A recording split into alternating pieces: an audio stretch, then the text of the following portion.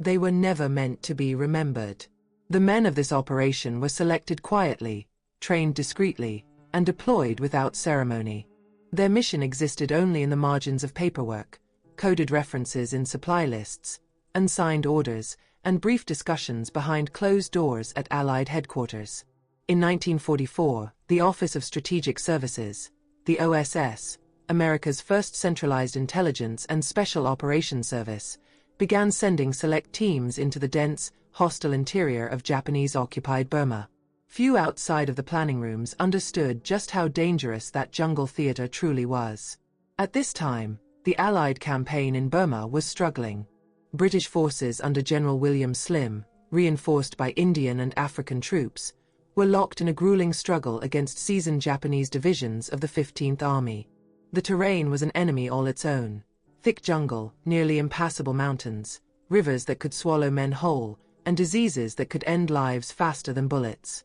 The British Chindits, a long-range penetration group formed under Brigadier Ord Wingate, had proven that operations deep behind enemy lines were possible, but at extreme cost. It was this type of warfare for which the OSS teams were being prepared. The selected American operatives came from varied backgrounds. Some were former loggers from the Pacific Northwest, chosen for their endurance. Others were Ivy League linguists, trained in radio work or Japanese code recognition. Many had no idea where they were being sent. Their training camp in Ceylon, modern-day Sri Lanka, offered only cryptic hints: jungle survival drills, hand-carried demolition charges, intense navigation practice using only the stars and compass bearings. Even the instructors avoided questions. One veteran recalled years later, "We were told only what we needed to know, and what we needed to know was very little." Their role would be to assist and sometimes accompany Chindit columns as they moved through hostile territory. They were to observe Japanese troop movements, identify supply lines and depots, and relay intelligence to Allied command so strikes could be coordinated from the air or by advancing ground units. The OSS had no illusions of glory for these men. There would be no parades, and little recognition. If they succeeded, the world would never hear of them, because their success would lie in the quiet weakening of Japanese capabilities before major operations. Yet even before deployment, the psychological pressure was immense. Rumors passed between the ranks, stories of soldiers disappearing into the jungle without a trace, of small patrols simply never returning, of men taken not by the enemy but by disease, weather, or exhaustion. The Chindits had suffered losses so severe that even British commanders considered such missions nearly unsustainable. The OSS men were told firmly, "There will be no rescue if you are captured. You are not expected to survive capture."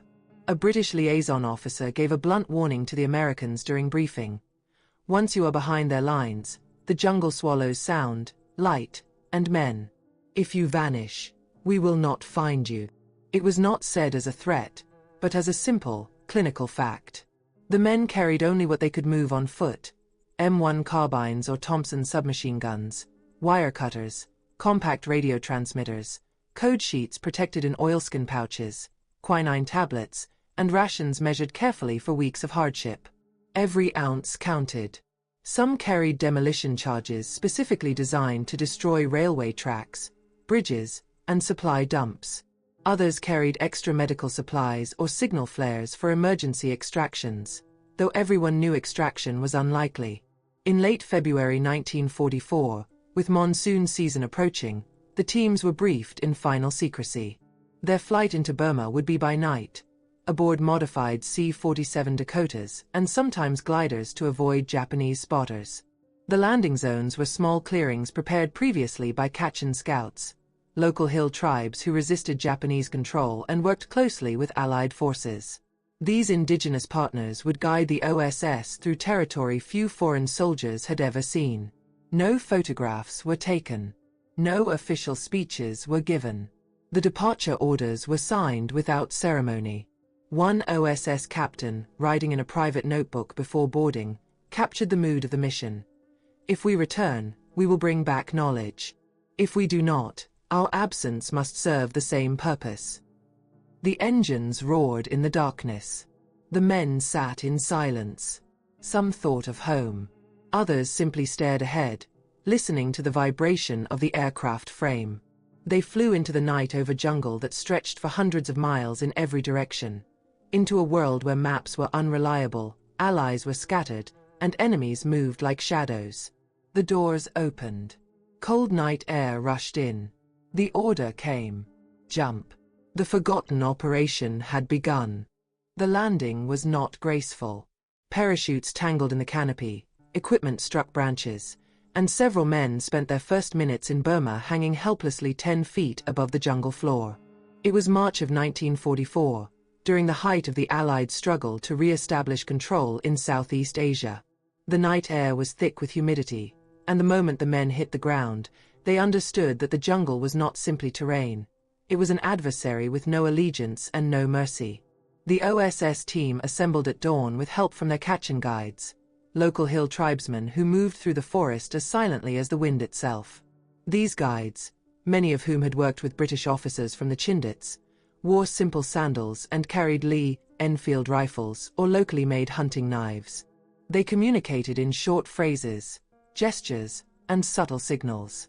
Survival was based on presence of mind, not speech. The first challenge was movement.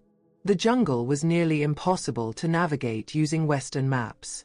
Vines thicker than a man's arm wrapped around massive teak trees, and every step kicked up a swarm of insects. The men were sweating heavily within minutes. Their uniforms soaked through, and the oppressive heat made breathing feel like inhaling warm syrup. Even when standing still, the sensation of being watched was constant, though whether by enemy patrols, wildlife, or the jungle itself, none could tell. A British liaison officer later described this terrain in a field diary. In Burma, you do not simply march. You carve your way through. And the jungle carves something from you in return. Food supply became a pressing concern. The rations issued, tinned meat, chocolate bars, compressed biscuits, and vitamin tablets, were intended to be supplemented with what could be foraged. But edible plants were often indistinguishable from poisonous ones. The Kachin guides taught them quickly. Taste nothing if you did not see a guide taste it first. Malaria, dysentery, and jungle rot were as dangerous as the Japanese. One radio operator began shivering uncontrollably only 2 days after the landing. With no base, no vehicles, and no chance of evacuation, the only treatment was quinine and hope. He continued marching, sweating, stumbling, and nearly collapsing. His survival was uncertain every hour. Still, the mission moved forward. The team's first task was establishing a forward observation post on a ridgeline overlooking a Japanese supply trail used by units of the 18th Division. Getting there required moving silently, no breaking branches, no loud breathing, no ration wrappers left behind. The Japanese were known to patrol in small, aggressive units, striking suddenly and without warning. Their officers emphasized surprise and speed. Any noise could bring death. As they traveled, the men encountered the remains of a British Chindit column that had attempted to pass through the region months earlier. Weather-worn pack mules lay where they had fallen. Bits of rotted canvas and rusted tin cups were scattered among the undergrowth. The jungle had already begun to reclaim everything. The silent wreckage served as a reminder. Even elite troops could be swallowed here. Despite the hardship, the first successes appeared. From their ridge position, the OSS intercepted Japanese radio transmissions using a compact hand-cranked receiver. The operators recorded coordinates, column movement patterns, and logistical timetables, then passed the information to Allied command through coded short-burst transmissions. These reports allowed the Royal Air Force to plan targeted strikes that would avoid friendly units advancing from the west. But communication was fragile. The monsoon clouds began building earlier than expected. Heavy moisture interfered with signal range, requiring the men to climb higher terrain to maintain transmission clarity. These climbs were grueling. Each ascent required hacking through dense brush, carrying radios, batteries, weapons, and personal gear. The mud pulled at their boots with every step. One intelligence sergeant wrote, "The enemy is a whisper. The jungle is a roar." Yet even in the worst moments, the Kachin remained calm. They suggested routes, pointed out hidden water sources, and sometimes halted the group with nothing but a raised hand, moments later revealing a silent Japanese patrol moving not 50 feet away. The Americans realized quickly that without the guides, they would not last a week. As the team continued deeper into Japanese-held territory, tension grew. Their supply caches were limited. Their safe paths were uncertain. And enemy patrols began appearing more frequently along routes previously considered low risk. But the greatest fear was not immediate battle. It was disappearance. The Kachin spoke quietly at night about silent columns, Allied patrols that had marched into the interior and never returned. No gunfire reported. No survivors found. No personal effects recovered. The jungle, they said, simply took them. It was a phrase that unsettled the OSS men, because it was spoken not as superstition, but as fact. And soon, that fear would become reality. The deeper they went, the more the jungle closed behind them, until retreat was no longer an option at all. By late April 1944, the OSS team had established a rhythm, if such a thing could exist in a place where every sound carried consequence. They operated from a small network of hidden observation posts carved into steep ridges overlooking key Japanese movement corridors. These were not camps in the traditional sense. There were no fires, no raised voices, and no unused equipment. Everything was buried, blended, or carried. Any sign of presence could bring Japanese patrols crashing through the bamboo within minutes. Their primary success during this phase came from intelligence gathering. Using compact BC-611 radios and an upgraded hand-crank signal generator, the team intercepted Japanese field transmissions and relayed encrypted coordinates back to Allied bases near Impol and Lido.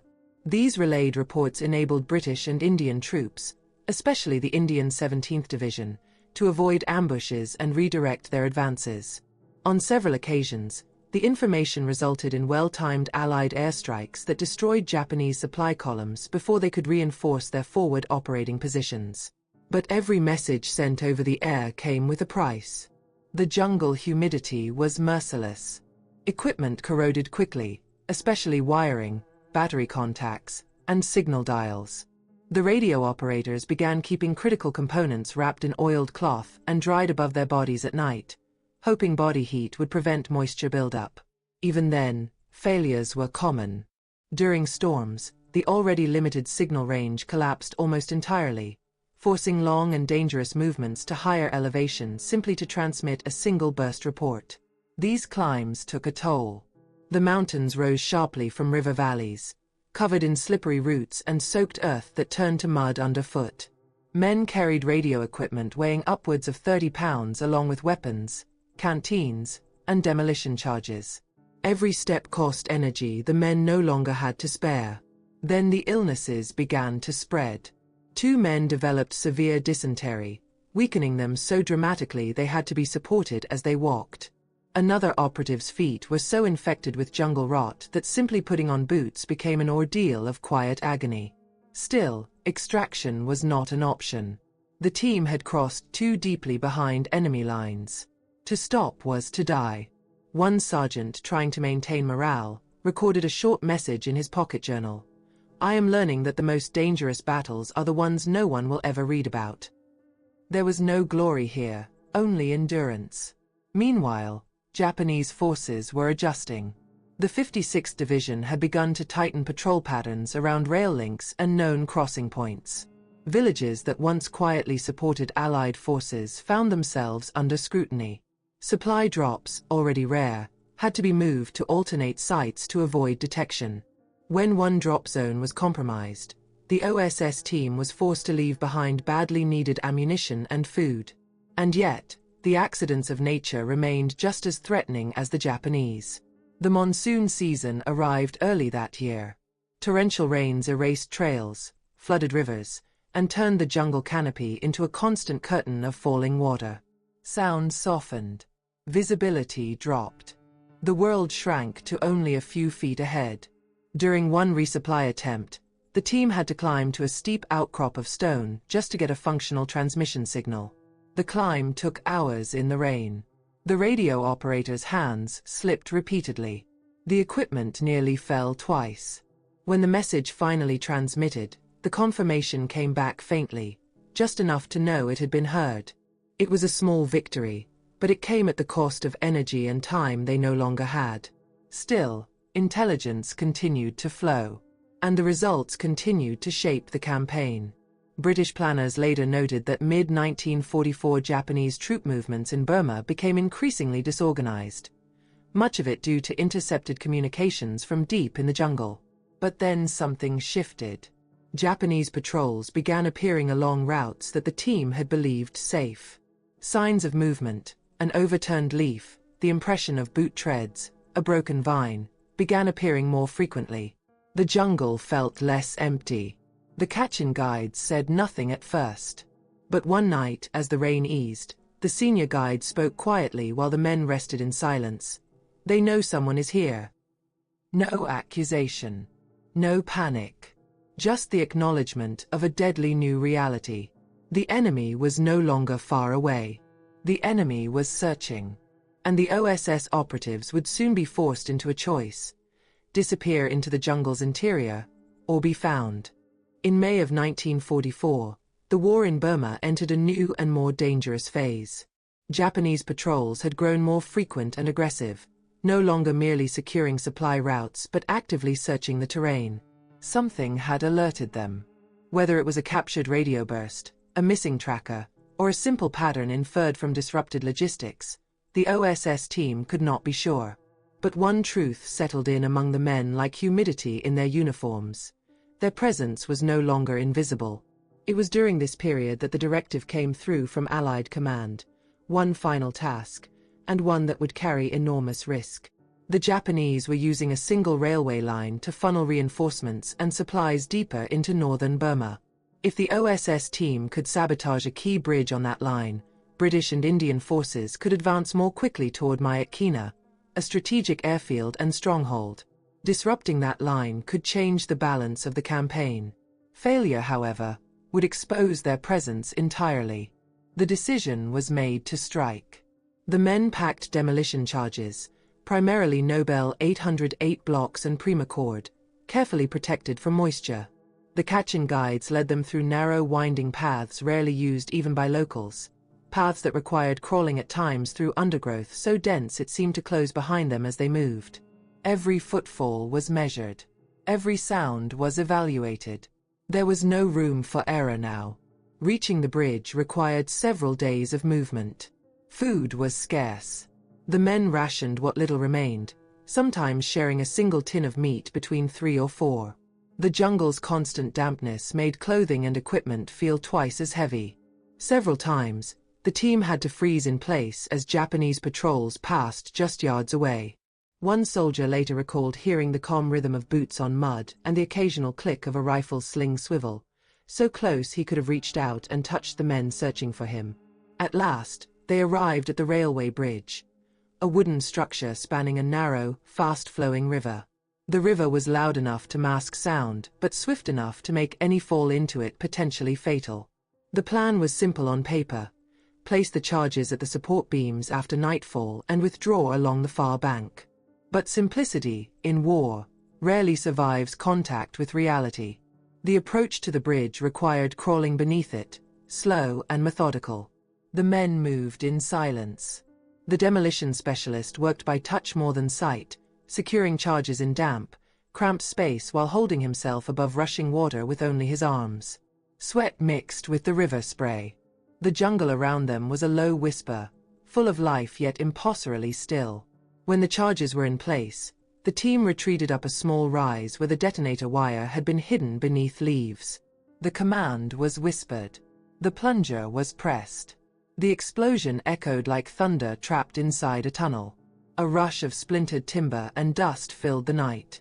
The bridge sagged, trembled, and then collapsed into the river in a roar of cracking beams and surging current. For a moment, there was a feeling among the men, not of triumph, but of grim necessity fulfilled. Then came the chaos. Japanese soldiers from a nearby patrol rushed toward the sound of the blast far faster than expected. Searchlights swept across the jungle. The OSS team split, just as they had planned for emergencies, but the jungle swallowed them unevenly. Groups of 2 or 3 raced into darkness under Kachin guidance. Some moved southwest toward planned rendezvous points. Others disappeared north, deeper into territory unmarked on any Allied maps. No gunfire echoed through the trees. No screams. No reports. Just silence. In the hours that followed, the team leader attempted to reassemble his men at a designated fallback clearing. Only a portion arrived. Others were simply missing. No tracks, no equipment, no signs of struggle, only absence. One Kachin guide, after a long period of staring into the trees, simply said, "They walked into the deep forest. Some do not walk back." It wasn't superstition. It was experience. The OSS commander was forced to choose: remain and search, risking encirclement, or continue the mission with dwindling strength. He chose to move.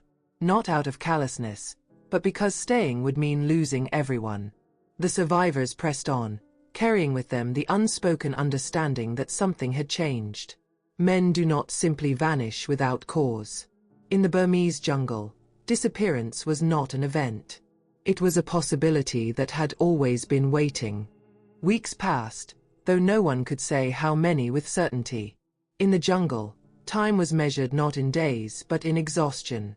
The OSS team had been reduced in number, their strength thinned by hunger, disease, and the simple physical cost of survival. Still, the survivors moved, always moving, guided by the Kachin scouts who navigated terrain no Western map had ever accurately recorded. Their goal now was not new intelligence or sabotage. It was withdrawal. They would attempt to link with British forces believed to be advancing from the west. But the path was uncertain, the distances unclear, and the Japanese presence growing stronger. The jungle seemed to have shifted its weight around them, an oppressive pressure that made every sound, every snapped twig, ring with threat. It was during these days that they found the first sign of one of the missing men. A boot print. Just one. Fresh. Leading away from the direction the team had last seen him retreat. But there was only one set of tracks. No second print. No trail. Just a single step. And then the earth swallowed the rest. The men searched in silence, more afraid of calling out than of never finding him. The jungle offered nothing. No discarded equipment. No torn fabric. The footprint soon faded under rainfall, and they moved on, carrying the weight of another unanswered question. They continued toward a location that had been agreed upon early in the mission for emergency regrouping, a series of old Chindic camps from the previous year's operations. These sites were marked on maps only the Kachin carried in their memory. When the team finally arrived, what they found was not reassurance, but relics. Rotting canvas tops hanging like ragged curtains are carvings in tree trunks marking unit positions long abandoned, the skeletal remains of pack mules, ribs exposed like broken frameworks are rusting fragments of British water tins slowly sinking into the earth. It looked as though the jungle had been eating away at the past, ensuring it would fade just as their mission one day might. In one clearing, near the remnants of a fire pit long reclaimed by moss, they found something else, a small American ration tin. Not rusted. Not weathered. Recent. Someone from their unit had been here, possibly within days. But there were no footprints around it. No trail in or out. It was as if the man had placed the tin down and vanished. A British war diary from the same region later contained a brief entry from a Gurkha patrol leader, found signs of Americans operating here. Indications of withdrawal but no bodies. Jungle is dense and silent. Hard to say what happened. This was the closest any official record ever came to acknowledging the OSS team's movement during that period. As the remaining operatives prepared to move again, one of the younger Americans noticed something carved into the bark of a nearby tree. Simple, deliberate, and unmistakably made by a trained hand with a field knife. Holding TO orders, the message was not signed. The men stood quietly before it. Was it intended as reassurance? As a final note? As a promise of return? No one knew. But every man present recognized the sentiment. In war, obedience could demand endurance beyond reason. The Kachin guides, usually reserved and composed, exchanged subtle glances. One guide touched the carving gently, almost respectfully, and said only, "He did not go alone. Someone led him." Whether he meant Japanese troops, or something else, remained unspoken. The group moved on. Days later, at the edge of the Hukong Valley, they encountered a British patrol, thin, exhausted men from the 3rd Battalion of the 6th Gurkha Rifles. The meeting was quiet, surreal. There was no celebration, only a shared recognition among soldiers who understood survival had been accomplished not by strength, but by persistence. When questioned, the OSS team could provide no answers about the missing operatives. Only the simple truth. Men were there. Then they were gone. Official reports later listed them as missing, presumed lost to terrain, disease, or enemy contact. But those who survived, and the Kachin who guided them, never believed it was so simple. Because disappearance in the Burmese jungle was not always death. Sometimes it was something far more unresolved. After the survivors reached British lines, their journey did not end, it was only buried. The men were given medical treatment where possible: quinine for malaria, antiseptics for wounds, fresh water, and what food could be spared. But no time was offered for reflection or grief. The war churned forward, indifferent to loss. Reports were filed. Codes and coordinates were recorded. And the operation, never officially named, faded quickly into the mountain of classified wartime intelligence. To the outside world, the Burma campaign was about larger battles. The siege of Impal, the capture of Myat Kina, the gradual return of British and Indian control over the region. The small team of OSS operatives, scattered and lost in the jungle, did not fit the narrative of triumphant progress. Their mission was successful. Yes. The railroad was destroyed, Japanese reinforcement lines disrupted, and Allied forces advanced as intended. But the cost, and the unanswered questions, were left unspoken. Families back home received letters, written in the tone of practiced military formality. Your son served with distinction, operation details cannot be disclosed. He is presumed lost during enemy engagement. There were no details of the terrain, of the Kachin guides, of the carved message on the tree, or the silence in which the men vanished. Closure was not offered. The war moved too quickly for closure. In the years following the conflict, the documents relating to the mission remained classified under intelligence protocols. The surviving operatives were instructed not to speak of their work, not in memoirs, not in interviews, not even to their families. Some obeyed, others tried to explain fragments of what they had seen, only to find those listening had no frame of reference for a jungle that erased footprints, identities, and entire patrols with equal indifference. Historians researching Burmese operations often found traces of the story, not in official after-action reports, but in the quiet margins of other men's accounts. A line in a Chindit veteran's diary: "Americans moved with us. Good men. Some gone." A Kachin elder recalling to an ethnographer in the 1970s, "The forest remembers those who walk without fear. Some stay." Even in interviews decades later, the survivors struggled to describe the disappearance of their comrades. Not because the truth was complicated, but because it was so stark. They were there. Then they were not. No firefights. No scattered gear. No evidence of capture. Only the simple and crushing uncertainty of absence. The jungle did not explain itself. It never had. When the OSS was dissolved after the war, replaced by the newly formed CIA, many records remained locked in classified archives. Some still are. And with each passing year, the memory of the mission slipped further into obscurity, overshadowed by the larger, louder operations in Europe and the Pacific. Yet, for those who know Burma's terrain, for those who have felt the weight of its silence, there is no mystery in the vanishing of men. The land itself is vast, merciless, and complex beyond ordinary mapping. Survival there is never guaranteed. Return is never promised. Today, the exact location of the carved tree remains unknown. The coordinates of the abandoned Chindit camp are unconfirmed. The names of the missing OSS operatives, while recorded in wartime rosters, are rarely recognized by the public. Their story is not enshrined in memorials or textbooks, but in the quiet corners of military history, in the lived memories of jungle fighters, Kachin descendants, and the diaries of long-past soldiers. The operation is not forgotten. It exists as a reminder of a truth war often hides. Not all sacrifices are known. Not all missions are acknowledged. And not all who serve are remembered by name. The Burmese jungle keeps its silence.